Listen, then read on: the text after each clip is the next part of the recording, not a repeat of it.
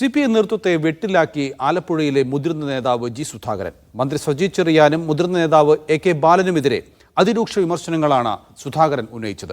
തന്നെ ഉപദേശിക്കാനുള്ള പ്രായമോ യോഗ്യതയോ സജി ചെറിയാനില്ലെന്ന് ജി സുധാകരൻ തുറന്നടിച്ചു. സുധാകരന്റെ രീതികൾ മാറിയിട്ടില്ലെന്ന AK ബാലന്റെ പരാമർശത്തിനും കടുത്ത ഭാഷയിലാണ് അദ്ദേഹം മറുപടി നൽകിയത്. ജി സുധാകരനും ആലപ്പുഴയിലെ പാർട്ടി നേതൃത്വവുമായുള്ള തർക്കത്തിന്റെ തുടക്കത്തിന് വർഷങ്ങളുടെ പഴക്കമുണ്ട്. കഴിഞ്ഞ തെരഞ്ഞെടുപ്പിൽ അമ്പലപ്പുഴയിൽ H. സലാമിനെ പരാജയപ്പെടുത്താൻ ജി സുധാകരൻ നീക്കം നടത്തിയെന്ന ആരോപണമുയർന്നതോടെ അത് പൊട്ടിത്തെറിയിലേക്ക് എത്തിച്ചേർന്നു. പിന്നീട് പാർട്ടി സംസ്ഥാന കമ്മിറ്റി കമ്മീഷന് വെച്ച് പരിശോധിച്ചപ്പോഴും സുധാകരനെതിരായിരുന്നു റിപ്പോർട്ട്. എന്നാൽ ആലപ്പുഴയിലെ പാർട്ടിയുടെ മുഖമായ ജി സുധാകരനെതിരെ കടുത്ത നടപടിയിലേക്ക് നേതൃത്വം കടന്നില്ല. സുധാകരൻ പാർട്ടിയോട് ചേർന്ന് നിൽക്കണമെന്ന സജി ചെറിയാന്റെ ഇന്നലത്തെ പ്രസ്താവനയാണ് ഇപ്പോഴത്തെ പ്രകോപനത്തിന് കാരണം. സജി ചെറിയാനോടുള്ള സകല കലിപ്പും തീർക്കുന്നതായിരുന്നു ജി സുധാകരന്റെ ഇന്നത്തെ വാർത്താ സമ്മേളനം. ഈ ജില്ലയിലെ 9-8 സീറ്റുള്ളത് അത് കിട്ടണ്ടേ? അത് കിട്ടുന്നതിന് നേതൃത്വം കൊടുക്കാൻ സജി ചെറിയാനെ കൂടി ഞങ്ങൾ സംസാരിക്കാൻ പറ്റുമോ എന്നാണ് ചോദിച്ചത്. ഈ തെരഞ്ഞെടുപ്പൊക്കെ വരുമ്പോൾ ഞങ്ങളുടെ ഇടയ്ക്ക് അനുഭവങ്ങൾ ഈ നാട്ടിലുള്ള പിന്തുണയും ഉപയോഗിച്ച് പ്രസ്ഥാനം വളരാനല്ലേ ശ്രമിക്കേണ്ടത്. സജി ചെറിയാനെ പോലെയുള്ള പാർട്ടിയായിട്ട് ചേർന്ന് പോകുന്ന പ്രസ്താവനയാണ് നടത്തുന്നത്. അമ്പലപ്പുഴയിലെ അന്വേഷണ കമ്മീഷന്റെ ഭാഗമായിരുന്ന എളമരം കരീമിനെതിരെയും വിമർശനമുയർത്തി ജി സുധാകരൻ. പിന്നെ ഒരു പരാതി വന്നു ഉടനെ കരിമല്ലേ കൊണ്ടുവന്നിട്ട് അങ്ങോട്ട് ഇളക്കി കരിമിന് ചെയ്യാവുന്ന പണിയെല്ലാം കൂട്ടി ചെയ്തു. എനിക്കറിയാം, അതേപ്പറ്റി ഇപ്പോൾ ഒന്നും പറയുന്നില്ല. എൻ്റെ ശിക്ഷ കിട്ടിയല്ലോ, അവിടെ ജനങ്ങൾ കൊടുത്തല്ലോ. സുധാകരന്റെ സ്വഭാവരീതി മാറിയിട്ടില്ലെന്ന AK ബാലന്റെ പരാമർശത്തിന് മറുപടിയുണ്ട്. ബാലൊരിക്കലും എന്നെ പറ്റി പറയാൻ പാടില്ലാത്തതാണ്, കാരണം അങ്ങനെ ഒരു പ്രശ്നവും ഇല്ലാത്തതാണ്. അപ്പോൾ ഈ അവസരത്തിൽ ആരോ സൂചിപ്പിക്കാമെന്ന് എനിക്കറിയില്ല. പാർട്ടിയുടെ അന്തസ്സിന് കളങ്കം വരുത്തുന്ന നിലയിൽ പരാമർശങ്ങൾ ജി സുധാകരൻ നടത്തരുതെന്ന് AK ബാലൻ. അവഗണന ഉണ്ട് എന്ന് തോന്നുമ്പോൾ മനസ്സിൻ്റെ ഉള്ളിൽ ചില അമർഷം രൂപം കൊള്ളും. അതൊരിക്കലും പാർട്ടിയുടെ പൊതു ഇമേജിനെതിരായി പുറത്തു വരാൻ പാടില്ല. പരസ്യ വിമർശനങ്ങൾ ഉന്നയിച്ചെങ്കിലും മുതിർന്ന നേതാവെന്ന നിലയിൽ നടപടികളിലേക്കൊന്നും കടക്കേണ്ടതില്ലെന്നാണ് നേതൃത്വത്തിന്റെ തീരുമാനം. മീഡിയ 1 തിരുവനന്തപുരം. ജി സുധാകരനെ പാർട്ടി മാറ്റി നിർത്തിയിട്ടില്ലെന്ന് H. സലാം MLA. വിഷയത്തിൽ മറുപടി പറയേണ്ട എന്നാണ് പാർട്ടി പറഞ്ഞിരിക്കുന്നത്. ജി സുധാകരൻ എന്താണ് പറഞ്ഞതെന്ന് അറിയില്ലെന്നും സലാം പറഞ്ഞു.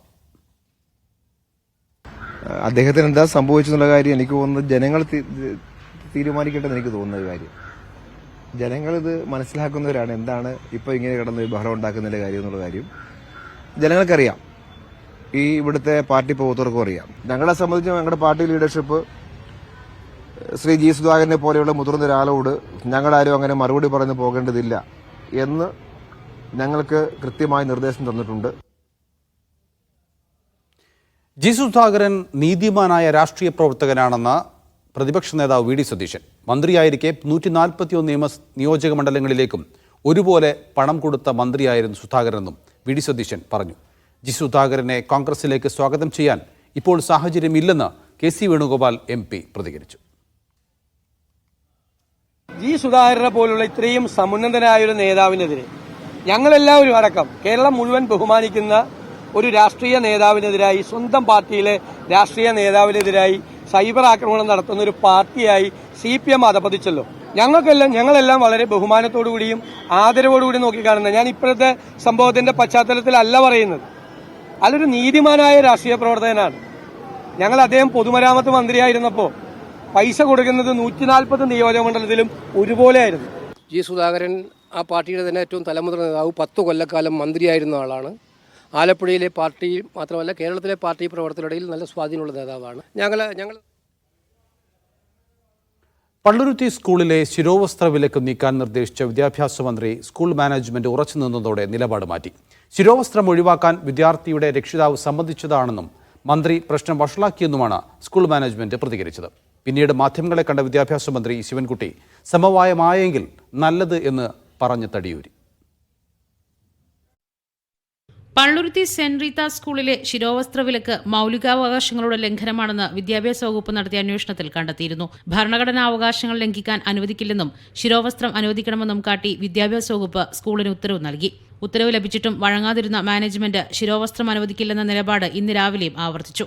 DD ഓഫീസിൽ നിന്ന് വന്നിരിക്കുന്ന റിപ്പോർട്ട് സത്യവിരുദ്ധമാണ് എന്ന് തന്നെയാണ്. 2018 കേരള ഹൈക്കോർട്ട്, ബഹുമാനപ്പെട്ട കേരള ഹൈക്കോർട്ട് വിധി പ്രകാരം ഉള്ള നിലവിൽ അതങ്ങനെ തന്നെയാണ്. എന്ത് യൂണിഫോമിറ്റി കീപ്പ് ചെയ്യണമെന്നുള്ളത് അത് അഡ്മിനിസ്ട്രേറ്റർ ലെവൽ, മാനേജ്മെൻറ്റ് ലെവൽ തന്നെയാണ് സ്വീകരിക്കണം. അത് നിലനിൽക്കുന്നുണ്ട്. Anyway we will follow management respective rules and regulation. ഞങ്ങൾ ഒരിക്കലും കുട്ടിയെ പുറത്താക്കിയിട്ടില്ല. Still now she is our student. ഇപ്പോഴും അഡ്മിഷൻ രജിസ്റ്ററിൽ she is presently she is our student. മാനേജ്മെന്റ് നിലപാട് പ്രഖ്യാപിച്ചതിന് പിറകെ മാധ്യമങ്ങളെ കണ്ട വിദ്യാഭ്യാസ മന്ത്രി സർക്കാർ ഇടപെട്ടത് വിദ്യാർത്ഥിയുടെ അവകാശത്തിനു വേണ്ടിയാണെന്ന് വ്യക്തമാക്കി. പ്രശ്നം പരിഹരിച്ചെങ്കിൽ നല്ലത് എന്ന് പറഞ്ഞ് മയപ്പെടുത്തി. ഈ പ്രശ്നം അവിടെ വെച്ച് തീർക്കട്ടെ. അവിടെ ഇതിനിടയിൽ ഒരു ഒത്തുതീർപ്പ് പുറത്തുള്ള ജനപ്രതിനിധികളും പൊതുപ്രവർത്തകരെല്ലാം ചേർന്നുകൊണ്ട് ഒരു ഒത്തുതീർപ്പ് നടന്നതായി കേൾക്കുന്നു, പത്രങ്ങളിലൂടെ കേൾക്കുന്നു. ആ പ്രശ്നത്തിൽ വിഷയം തീരണമെങ്കിൽ തീർന്നോട്ടെ.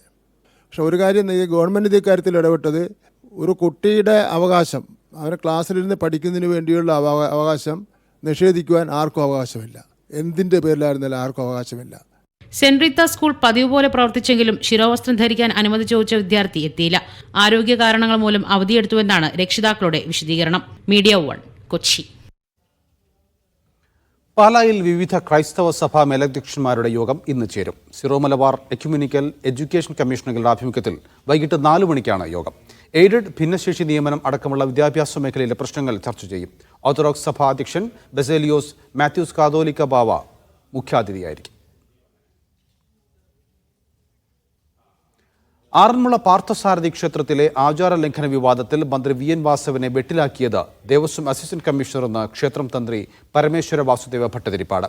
അസിസ്റ്റന്റ് കമ്മീഷണറുടെ കത്തിന് മറുപടിയായാണ് താൻ പ്രശ്നപരിഹാരം നിർദ്ദേശിച്ചതെന്നും തന്ത്രി വ്യക്തമാക്കി. വിഷയത്തിൽ മന്ത്രി നിഷ്കളങ്കനാണെന്നും അദ്ദേഹത്തെ തെറ്റുപറയുന്നതിൽ കാര്യമില്ലെന്നും Devaswom board president PS Prashanth പറഞ്ഞു. തന്ത്രിക്ക് കത്തയച്ചതിൽ ദേവസ്വം അസിസ്റ്റന്റ് കമ്മീഷണറോട് ബോർഡ് റിപ്പോർട്ട് തേടിയിട്ടുണ്ട്. അഷ്ടമിരോഹിണി ദിവസം നിവേദ്യ സമർപ്പണത്തിന് മുൻപ് മന്ത്രി സദ്യ കഴിച്ചത് ആചാര ലംഘനമാണെന്നും പരിഹാരക്രിയ വേണമെന്നും ഇന്നലെ ക്ഷേത്രം തന്ത്രി പരമേശ്വര വാസുദേവ ഭട്ടതിരിപ്പാട് കത്ത് നൽകിയിരുന്നു. ദേവസ്വം അസിസ്റ്റന്റ് കമ്മീഷണർ ആവശ്യപ്പെട്ടത് പ്രകാരമാണ് പരിഹാരക്രിയ നിർദ്ദേശിച്ചതെന്ന് തന്ത്രി വ്യക്തമാക്കി. അതുമായിട്ട് നേരിട്ട് ആ സമയത്ത് തന്ത്രി എന്ന നിലയിൽ ഞാൻ ഒരു കാലത്തും അല്ലെങ്കിൽ ഒരു സമയത്തും ഇടപെട്ടിട്ടില്ല. അതേസമയം അസിസ്റ്റന്റ് കമ്മീഷണർ നൽകിയ കത്താണ് മന്ത്രിയെ വെട്ടിലാക്കിയതെന്ന് വ്യക്തമായതോടെ ദേവസ്വം പ്രസിഡന്റ് റിപ്പോർട്ട് ആവശ്യപ്പെട്ടു. പള്ളിയോട സേവാ സംഘത്തിന്റെ നിർദ്ദേശപ്രകാരമായിരുന്നു മന്ത്രി ചടങ്ങുകളുടെ ഭാഗമായതെന്ന് PS പ്രശാന്ത് പറഞ്ഞു. പള്ളിയോട സേവാ സംഘത്തിന്റെ ക്ഷണപ്രകാരം പോയി എന്ന് മാത്രമല്ല, അവരാണ് അതിനെല്ലാ കാര്യങ്ങൾക്കും നേതൃത്വം നൽകിയത്. പക്ഷെ തന്ത്രിയാണ് ഇങ്ങനെ ഒരു ആചാരലംഘനം നടത്തിയെന്ന് പറയുന്നു. ഇപ്പോൾ മന്ത്രി പറയുന്നത് തന്ത്രിയാണ് വിളമ്പിക്കൊടുത്തതെന്നും പറയുന്നു. എന്തായാലും ഒരു കാര്യം ഉറപ്പാണ്, ആചാരലംഘനം ഉണ്ടായിട്ടുണ്ടോ ഉണ്ടായിട്ടില്ലേ എന്നുള്ളത് തന്ത്രിയാണ് പറയേണ്ടത്. അത് നമുക്ക് നോക്കാം. ക്ഷേത്ര ഉപദേശക സമിതിയും ദേവസ്വം ഉദ്യോഗസ്ഥരും ചേർന്ന് നടത്തിയ ഗൂഢാലോചനയുടെ ഭാഗമാണ് ഇപ്പോഴത്തെ വിവാദമെന്ന് പള്ളിയോട സേവാ സംഘവും പ്രതികരിച്ചു. ദേവസ്വം റിപ്പോർട്ട് വന്ന ശേഷം വിഷയത്തിൽ തുടർ നടപടികൾ ഉണ്ടാകുമെന്നാണ് സൂചന. പരിഹാരക്രിയകൾ സംബന്ധിച്ചുള്ള ആലോചനകളും പുരോഗമിക്കുകയാണ്. മീഡിയ 1 പത്തനംതിട്ട. ഉണ്ണികൃഷ്ണൻ പോറ്റിയുടെ നിർദ്ദേശപ്രകാരം ശബരിമലയിൽ നിന്ന് സ്വർണ്ണപ്പാളികൾ കൊണ്ടുപോയ അനന്ത സുബ്രഹ്മണ്യത്തെ കേന്ദ്രീകരിച്ച കൂടുതൽ അന്വേഷണത്തിന് SIT. വിജയ് മല്യയ്ക്ക് വേണ്ടി ശബരിമലയിൽ സ്വർണം പൂശുന്നതിന് കരാർ ജോലി ചെയ്ത ചെന്നൈയിലെ ജ്വല്ലറിയിലെത്തി അന്വേഷണ സംഘം തെളിവെടുത്തു. സ്വർണ്ണപ്പാളി വിവാദം സുവർണാവസരമാക്കി മാറ്റാൻ ബോധപൂർവമായ ശ്രമം നടക്കുന്നതായി Devaswom board president P Prashanth ആരോപിച്ചു. ശബരിമലയിലെ സ്വർണ്ണപ്പാളികൾ സ്മാർട്ട് ക്രിയേഷൻസിൽ എത്തിക്കുന്നതിന് മുമ്പ് തന്നെ മാറ്റിയെന്ന സംശയം ബലപ്പെടുത്തുന്നതാണ് പുറത്തുവരുന്ന പുതിയ തെളിവുകൾ. അതിനാലാണ് ശബരിമലയിൽ നിന്ന് സ്വർണ്ണപ്പാളികൾ ഉണ്ണികൃഷ്ണൻ പോറ്റിയുടെ നിർദ്ദേശപ്രകാരം ഏറ്റുവാങ്ങിയ അനന്തസുബ്രഹ്മണ്യത്തെ കൂടി അന്വേഷണം കേന്ദ്രീകരിക്കുന്നത്. സ്വർണ്ണപ്പാളി പോയ വഴിയെക്കുറിച്ച് കൂടുതൽ വിവരങ്ങൾ ലഭ്യമാവുമെന്നാണ് പ്രതീക്ഷ. UB ഗ്രൂപ്പ് നൽകിയ കണക്ക് പ്രകാരമുള്ള സ്വർണം പാളികൾ ഒരുക്കിയപ്പോൾ കിട്ടിയിട്ടില്ല. ഇതിൽ ആദ്യഘട്ടം ചോദ്യം ചെയ്യലിൽ കൃത്യമായ വിവരങ്ങൾ സ്മാർട്ട് ക്രിയേഷൻസ് നൽകിയിട്ടില്ല. അതിനാലാണ് പങ്കജ് ഭണ്ഡാരിയെ വീണ്ടും ചോദ്യം ചെയ്യാൻ തീരുമാനിച്ചിരിക്കുന്നത്. ശബരിമലയിൽ UB ഗ്രൂപ്പിന് വേണ്ടി സ്വർണം പൂശുന്നതിന് കരാർ ഏറ്റെടുത്തത് ചെന്നൈയിലെ JNR ജുവലേഴ്സാണ്. അന്വേഷണ സംഘം ഇവിടെയെത്തി ജ്വല്ലറി ഉടമ ജഗന്നാഥിൽ നിന്ന് മൊഴിയെടുത്തു. രേഖകളും പരിശോധിച്ചു. നിലവിലെ സംഭവവികാസങ്ങളെ സുവർണാവസരമാക്കി മാറ്റാൻ ശ്രമം നടക്കുന്നുവെന്ന് Thiruvithamkoor Devaswom board president PS Prashanth. ഇത് 2019 ദൗർഭാഗ്യകരമായ ഒരു സംഭവത്തിന്റെ പേരിൽ ഇച്ചിരി വിവാദങ്ങൾ നിൽക്കുന്നു. അതൊരു അവസരമായി എടുത്തുകൊണ്ട്, അതിനൊരു സുവർണാവസരമായി കണ്ടുകൊണ്ട് ഞങ്ങളുടെ ക്ഷേത്രങ്ങളിലേക്കും ഞങ്ങളുടെ സ്ഥാപനങ്ങളിലേക്കും ഇങ്ങനെ ഒരു കാര്യങ്ങൾ നടത്താതിരിക്കാൻ ശ്രമം നടക്കുന്നുണ്ട്. രേഖകൾ വിശദമായി പരിശോധിച്ച ശേഷമായിരിക്കും ഉണ്ണികൃഷ്ണൻ പോറ്റിയെയും ദേവസ്വം ബോർഡ് അംഗങ്ങളെയും ജീവനക്കാരെയും ചോദ്യം ചെയ്യുക. മീഡിയ 1 തിരുവനന്തപുരം. ശബരിമല വിഷയം ഉയർത്തി KPCC സംഘടിപ്പിക്കുന്ന വിശ്വാസ സംരക്ഷണ യാത്ര 2ാം ദിവസത്തിലേക്ക്. മൂവാറ്റുപുഴയിൽ ബെന്നി ബെഹനാൻ നയിക്കുന്ന മധ്യ കേരള മേഖലാ യാത്രയുടെ പരിപാടി നടക്കുന്ന സ്ഥലത്തെ പന്തൽ തകർന്നു വീണു. മൂവാറ്റുപുഴയിൽ നിന്ന് ആരംഭിച്ച വിശ്വാസ സംരക്ഷണ യാത്ര ഉദ്ഘാടനം ചെയ്യുകയായിരുന്നു ദീപാദാസ് മുൻഷി. നേതാക്കൾ എത്തുന്നതിന് തൊട്ടു മുൻപ് ഉദ്ഘാടന വേദിയുടെ പന്തൽ പൊളിഞ്ഞു വീണത് ആശങ്ക സൃഷ്ടിച്ചു. പ്രവർത്തകർ വേദി വേഗത്തിൽ പുനഃക്രമീകരിച്ച് പരിപാടി തുടങ്ങുകയായിരുന്നു. ഇത്തരമൊരു ജാഥ നടത്താൻ കഴിവുള്ള പ്രസ്ഥാനം, ഇത്തരമൊരു ജാഥ നടത്താൻ തീരുമാനിക്കാൻ ശക്തിയുള്ള ഒരു പ്രസ്ഥാനം അടിവരയിട്ട് പറയുന്നു ഇന്ത്യൻ നാഷണൽ കോൺഗ്രസ് മാത്രമാണ്. പരിപാടിയിലേക്ക് എത്തിയ അബിൻ വർക്കിയെ മുദ്രാവാക്യം വിളിച്ച് പ്രവർത്തകർ തോളിലേറ്റി വേദിയിലെത്തിച്ചത് കൗതുക കാഴ്ചയായി. കേരളത്തിലെ ഐക്യ ജനാധിപത്യ മുന്നണിയും മുന്നോട്ട് കൊണ്ടുപോകുന്നു. മുദ്രാവാക്യം വിളിക്കില്ല പ്ലീസ്. തെക്കൻ കേരളത്തിൽ അടൂർ പ്രകാശ് നയിക്കുന്ന വിശ്വാസ സംരക്ഷണ യാത്ര തിരുവനന്തപുരത്ത് തുടരുകയാണ്. കൊടിക്കുന്നിൽ സുരേഷ് നയിക്കുന്ന യാത്ര ഇന്ന് തൃശൂരിലൂടെ കടന്നുപോകും.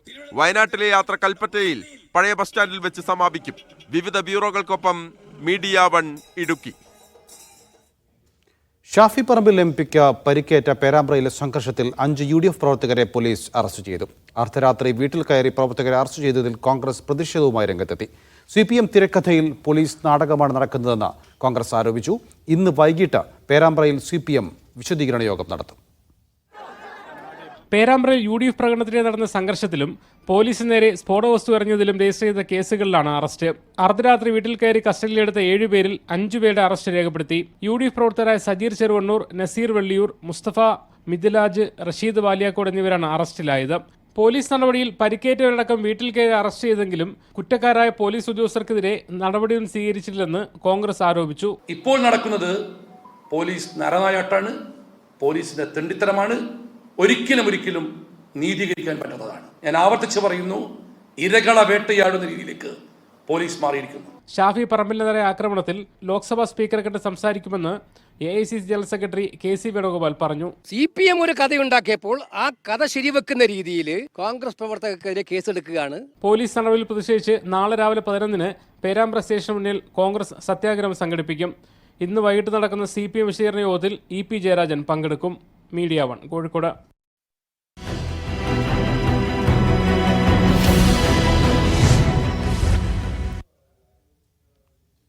യൂത്ത് കോൺഗ്രസ് പുനഃസംഘടനയിൽ I ഗ്രൂപ്പിന് പിന്നാലെ A ഗ്രൂപ്പിനും അതൃപ്തി. സംഘടനാ തെരഞ്ഞെടുപ്പിൽ വിജയിച്ച A ഗ്രൂപ്പിന്റെ അഭിപ്രായം മുഖവിലക്കെടുത്തില്ലെന്നാണ് പ്രധാന പരാതി. രാഹുൽ ഗാന്ധി അടക്കമുള്ളവർക്ക് മുന്നിൽ പരാതി ഉന്നയിക്കാനാണ് A ഗ്രൂപ്പിന്റെ നീക്കം. കേരളത്തിൽ തുടരാൻ അനുവദിക്കണമെന്ന അബിൻ വർക്കിയുടെ ആവശ്യം അംഗീകരിക്കില്ലെന്ന് KC വേണുഗോപാൽ സൂചന നൽകി. സംഘടനാ തെരഞ്ഞെടുപ്പിൽ 4ാം സ്ഥാനത്തുള്ള ആളെ അധ്യക്ഷനാക്കി. മത്സരിക്കാത്ത ബിനു ചുള്ളിലിനെ വർക്കിംഗ് പ്രസിഡന്റാക്കി. അപ്പോഴും സംഘടനാ തെരഞ്ഞെടുപ്പിൽ വിജയിച്ച A ഗ്രൂപ്പിന്റെ അഭിപ്രായം അംഗീകരിക്കപ്പെട്ടില്ല. കീഴ്വഴക്കങ്ങൾ ആകെ അട്ടിമറിച്ചുവെന്നാണ് A ഗ്രൂപ്പിന്റെ പരാതി. KM അഭിജിത്തിന് കേരളത്തിൽ തന്നെ പ്രധാനപ്പെട്ട സ്ഥാനം നൽകാത്തതിലും A ഗ്രൂപ്പിന് അതൃപ്തിയുണ്ട്. യൂത്ത് കോൺഗ്രസിലെ പുതിയ സംവിധാനത്തോട് നിസ്സഹകരിക്കണമെന്ന അഭിപ്രായവും A ഗ്രൂപ്പിനുള്ളിൽ ശക്തം. I ഗ്രൂപ്പും പരാതികൾ രാഹുൽ ഗാന്ധിക്ക് മുന്നിൽ എത്തിക്കാൻ നീക്കം നടത്തുന്നു. എങ്കിലും കേരളത്തിൽ തുടരാൻ അനുവദിക്കണമെന്ന അബിൻ വർക്കിയുടെ ആവശ്യം ദേശീയ നേതൃത്വം അംഗീകരിക്കില്ലെന്ന് ഉറപ്പായി. അവരെല്ലാം മിടുക്കന്മാരാണ്, എല്ലാം പാർട്ടിയുടെ അസറ്റുകളാണ്. അവരെ എല്ലാം കൂട്ടിയോജിപ്പിച്ച് കൊണ്ടുപോകുന്ന സംവിധാനം ഉണ്ടാക്കാൻ IYC-ക്ക് നന്നായിട്ട് അറിയാം. അത് മുന്നോട്ട് കൊണ്ടുപോകും, സംശയമില്ല. യൂത്ത് കോൺഗ്രസിലെ പുതിയ നേതൃത്വത്തെ തീരുമാനിച്ചത് ആരെയും ഒതുക്കാനല്ലെന്ന് കോൺഗ്രസ് പ്രവർത്തക സമിതി അംഗം കൊടിക്കുന്നിൽ സുരേഷും പ്രതികരിച്ചു. ഇവിടെ ആരെങ്കിലും നീരസമോ അതൊന്നും ഇവിടെ ഒരു വിഷയമല്ല. അദ്ദേഹത്തിന് ഇവിടെ നിന്ന് പ്രവർത്തിക്കാനാണ് താല്പര്യമെന്ന് പറഞ്ഞത് ഒരിക്കലും ഒരു സംഘടനാ വിരുദ്ധ പ്രവർത്തനമായി ഞങ്ങളതിനെ കാണുന്നില്ല. തിരഞ്ഞെടുപ്പ് അടുത്തു വരുന്നതിനാൽ അതൃപ്തി പരസ്യമാക്കാൻ ഗ്രൂപ്പുകളും ആഗ്രഹിക്കുന്നില്ല. മീഡിയ 1 തിരുവനന്തപുരം. പോലീസ് മുഖംമൂടി ധരിപ്പിച്ച് തൃശൂർ വടക്കാഞ്ചേരി കോടതിയിൽ ഹാജരാക്കിയ KSU നേതാവിനെ കൈവിട്ട് കോൺഗ്രസ്. ജാമ്യത്തിലിറങ്ങിയ KSU നേതാവ് ഗണേഷ് ആറ്റൂരിനെ താൽക്കാലിക ജോലിയിൽ നിന്ന് കോൺഗ്രസ് ഭരിക്കുന്ന സഹകരണ ബാങ്ക് ഒഴിവാക്കി. കിള്ളിമംഗലം സഹകരണ ബാങ്ക് ഭരണസമിതിക്കെതിരെ രൂക്ഷ വിമർശനവുമായി KSU സംസ്ഥാന പ്രസിഡന്റ് അലോഷ്യസ് സേവ്യർ രംഗത്തെത്തി. KSU നേതാക്കളെ മുഖംമൂടി ധരിപ്പിച്ച് വടക്കാഞ്ചേരി കോടതിയിൽ ഹാജരാക്കിയ സംഭവം ഏറെ വിവാദമായിരുന്നു. ഇതിൽ അറസ്റ്റ് ചെയ്യപ്പെട്ട പ്രവർത്തകരിൽ ഒരാളാണ് ആറ്റൂർ ഗണേഷ്. കിള്ളിമംഗലം സഹകരണ ബാങ്ക് ഡ്രൈവറായിരുന്ന ഗണേഷിനെ ജോലിയിൽ നിന്നും ഒഴിവാക്കി എന്നാണ് പ്രവർത്തകരുടെ ആക്ഷേപം. പാർട്ടിക്ക് വേണ്ടി പ്രവർത്തിച്ച ഗണേഷിനെ പാർട്ടി ഭരിക്കുന്ന ബാങ്കിൽ നിന്ന് തന്നെ പുറത്താക്കി എന്ന് പ്രവർത്തകർ ആരോപിക്കുന്നു. ഗണേഷിനെ സർവീസിൽ തിരിച്ചെടുക്കണമെന്നാവശ്യപ്പെട്ട് യൂത്ത് കോൺഗ്രസ് ചേലക്കര മണ്ഡലം കമ്മിറ്റി ബാങ്കിന് കത്ത് നൽകി. കോൺഗ്രസ് യൂത്ത് കോൺഗ്രസ് പ്രവർത്തകരെ കൈവിടുകയാണെന്ന് യൂത്ത് കോൺഗ്രസ് ചേലക്കര നിയോജക മണ്ഡലം കമ്മിറ്റി കത്ത്. അല്ല, ആ വിഷയത്തിൽ ഇടപെടും. അത് ഞങ്ങൾ പാർട്ടിക്ക് ആഭ്യന്തരമായിട്ട് സംസാരിക്കേണ്ടത്. ജോലി തിരിച്ചെടുക്കാനുള്ള ഏർപ്പാട് ചെയ്യും. തീർച്ചയായിട്ടും അത് ഇടപെടും. ബാങ്ക് നേതൃത്വത്തിനെതിരെ രൂക്ഷ വിമർശനവുമായി KSU സംസ്ഥാന അധ്യക്ഷൻ അലോഷ്യസ് സേവ്യർ രംഗത്തെത്തി. സഹകരണ ബാങ്കുകളുടെ തലപ്പത്തിരിക്കുന്നത് ചില മേലാളന്മാരാണെന്ന് അലോഷ്യസ് സേവ്യർ ഫേസ്ബുക്കിൽ കുറിച്ചു. ശീതീകരിച്ച മുറിയിൽ കറങ്ങുന്ന കസേരയിൽ ഇരിക്കുന്ന സുഖവും ഇന്നോവ കാറിലെ യാത്രയും മാത്രമേ ഇവർക്കറിയൂ. കലാലയങ്ങളിലും കേരളത്തിലെ തെരുവോരങ്ങളിലും KSU പ്രവർത്തകർ നേരിടുന്ന പ്രശ്നങ്ങളെക്കുറിച്ച് അവർക്കറിയില്ലെന്നും അലോഷ്യസ് സേവ്യർ പറഞ്ഞു. സംഭവത്തിൽ പ്രതിഷേധവുമായി മുന്നോട്ടു പോകുമെന്ന് KSU ജില്ലാ പ്രസിഡന്റ് ഗോകുൽ ഗുരുവായൂർ വ്യക്തമാക്കി. മീഡിയ 1 തൃശൂർ.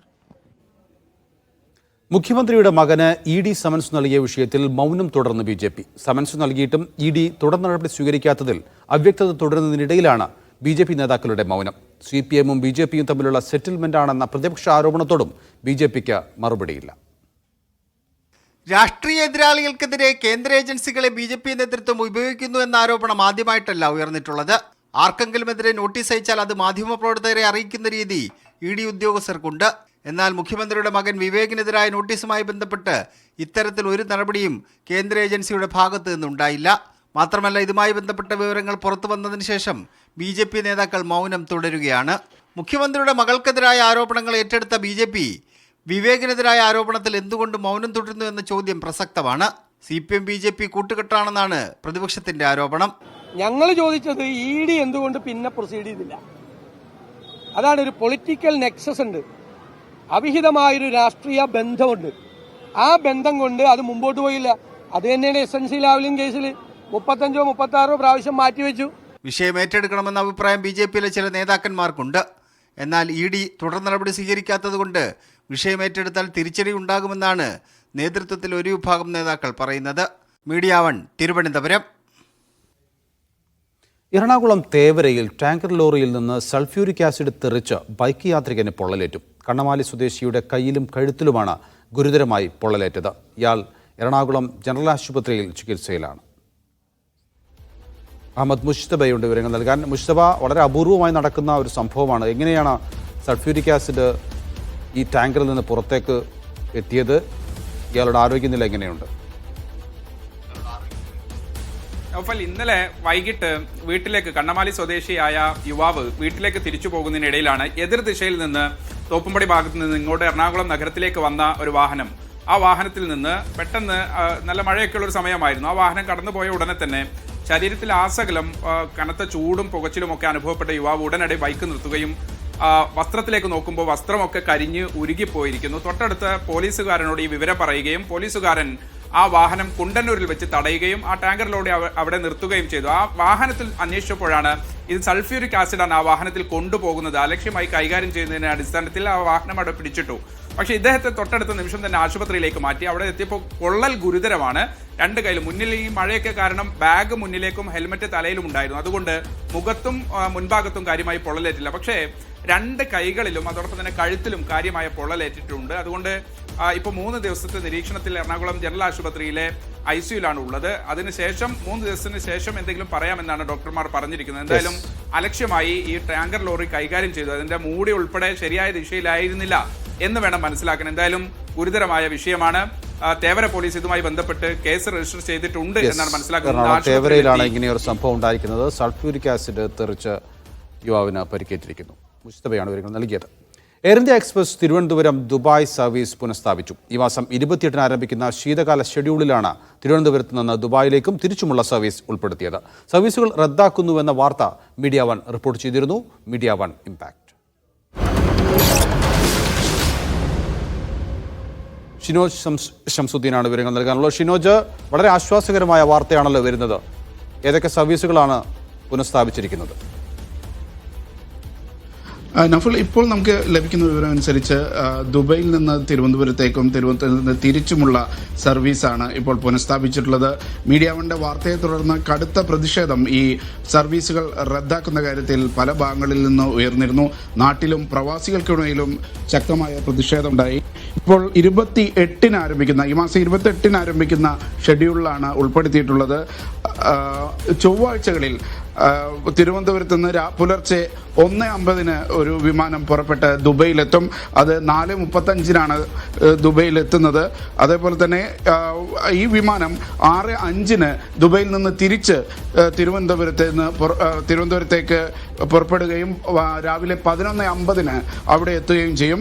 മറ്റൊരു വിമാനം ഉള്ളത് വ്യാഴം ശനി ദിവസങ്ങളിലാണ്. അത് വൈകുന്നേരം 6:20 തിരുവനന്തപുരത്ത് നിന്ന് പുറപ്പെട്ട് രാത്രി 9 മണിക്ക് ദുബൈയിൽ എത്തുന്ന വിധത്തിലാണ് സജ്ജീകരിച്ചിട്ടുള്ളത്.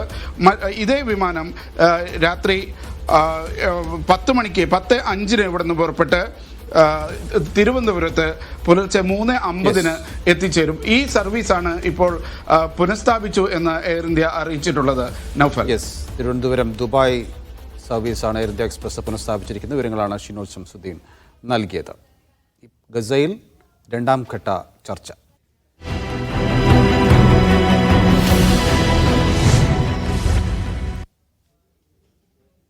ബീഹാർ തെരഞ്ഞെടുപ്പിൽ ആദ്യഘട്ട സ്ഥാനാർത്ഥികളെ പ്രഖ്യാപിച്ച JDU 57 പേരുടെ പട്ടികയാണ് പുറത്തുവിട്ടത്. 101 സീറ്റുകളിൽ മത്സരിക്കുന്ന JDUവിന്റെ ആദ്യഘട്ട സ്ഥാനാർത്ഥി പട്ടികയാണിത്. ഇതിൽ 4 സീറ്റ് LJPയുടേതാണ്. സീറ്റ് വിഭജനത്തിൽ സമവായത്തിലെത്താൻ മഹാസഖ്യത്തിന് സാധിച്ചിട്ടില്ല. പാലക്കാട് കൊല്ലങ്കോട് ICDSൽ ഉപകരണങ്ങൾ വാങ്ങിയതിലെ അഴിമതി മറച്ചുവെക്കാൻ നീക്കം. ഏജൻസികൾക്ക് സാധനങ്ങൾ മടക്കി നൽകി പണം സർക്കാരിലേക്ക് തിരിച്ചടപ്പിക്കാനാണ് ശ്രമം. സാധനങ്ങൾ ഓർഡർ ചെയ്ത സമയത്തെ Kollengode child development project officer Geetha MGയുടെ ശബ്ദ സന്ദേശം മീഡിയ വൺ പുറത്തുവിട്ടു. നൽകിയ ഉപകരണങ്ങൾ ഇൻസ്റ്റാൾ ചെയ്യരുതെന്നും വിതരണം ചെയ്ത സ്ഥാപനങ്ങൾ അവ തിരിച്ചെടുത്ത് പണം സർക്കാരിലേക്ക് അടയ്ക്കണമെന്നും ശബ്ദ സന്ദേശത്തിൽ പറയുന്നു. ICDSലെ അഴിമതി സംബന്ധിച്ച മീഡിയ വൺ വാർത്തയ്ക്ക് പിന്നാലെയാണ് തട്ടിപ്പ് മറയ്ക്കാൻ തിരക്കിട്ട ശ്രമങ്ങൾ തുടങ്ങിയത്.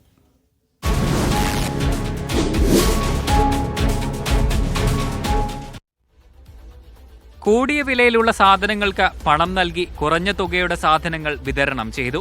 ഓർഡർ ചെയ്ത സാധനങ്ങൾക്ക് പകരം മറ്റുപകരണങ്ങൾ അങ്കണവാടികളിൽ എത്തിച്ചു.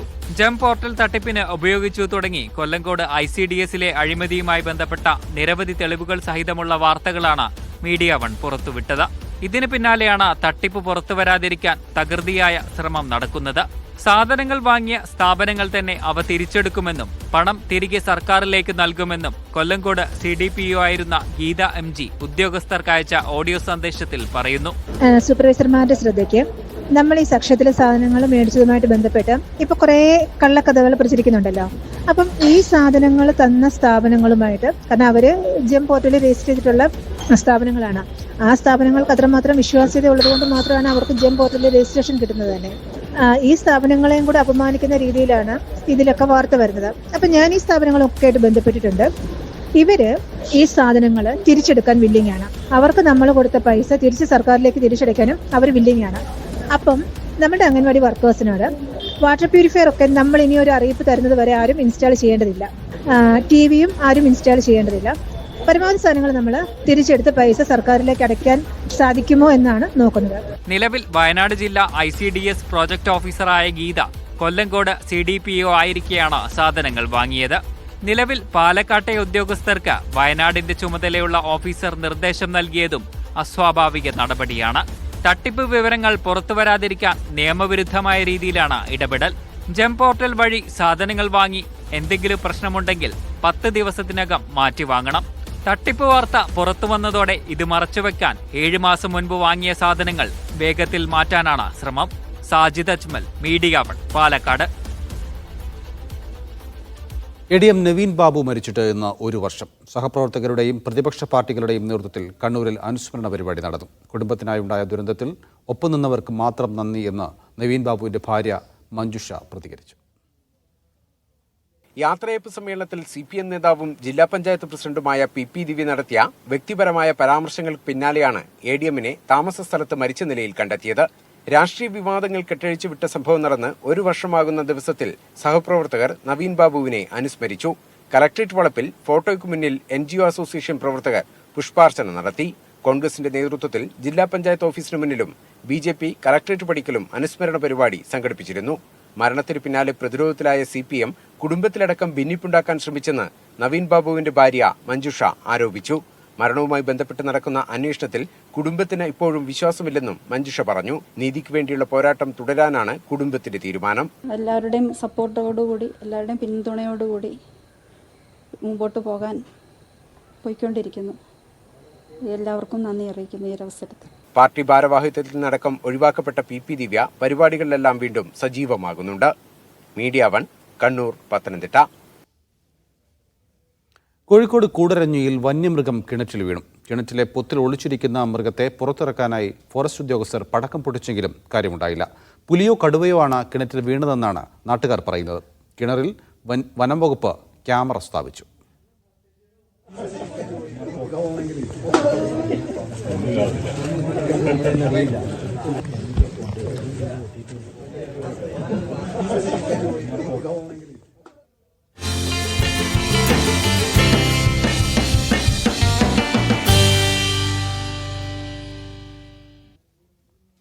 രഞ്ജി ട്രോഫി ക്രിക്കറ്റിൽ കേരളത്തിനെതിരെ മഹാരാഷ്ട്ര പൊരുതുകയാണ്. ആദ്യം ബാറ്റ് ചെയ്യുന്ന മഹാരാഷ്ട്രയുടെ മുൻനിര താരങ്ങളെല്ലാം അതിവേഗം പുറത്തായിരുന്നു. നിലവിൽ മഹാരാഷ്ട്ര 5 വിക്കറ്റ് നഷ്ടത്തിൽ 114 റൺസ് എന്ന നിലയിലാണ്. പുറത്തായ 4 പേരും റണ്ണെടുക്കാനാവാതെയാണ് മടങ്ങിയത്. MD നിതീഷ് 3-ഉം NP ബേസിൽ 2 വിക്കറ്റും വീഴ്ത്തി.